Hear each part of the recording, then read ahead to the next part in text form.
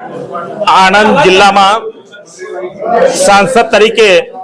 ભારતીય જનતા પાર્ટીના રાષ્ટ્રીય નેતૃત્વ, આપણા વિશ્વના સૌથી લોકપ્રિય નેતા અને આપણા દેશના પ્રધાનમંત્રી આદરણીય નરેન્દ્રભાઈ મોદી સાહેબ, જે મારી પર વિશ્વાસ મૂકી 5 વર્ષ એક સાંસદ તરીકે કામ કરવાની તક આપી અને રાષ્ટ્રીય નેતૃત્વએ ફરીથી મને આજે ટિકિટ આપી છે, તે બદલ રાષ્ટ્રીય નેતૃત્વ, ગુજરાત રાજ્યના નેતૃત્વના સૌ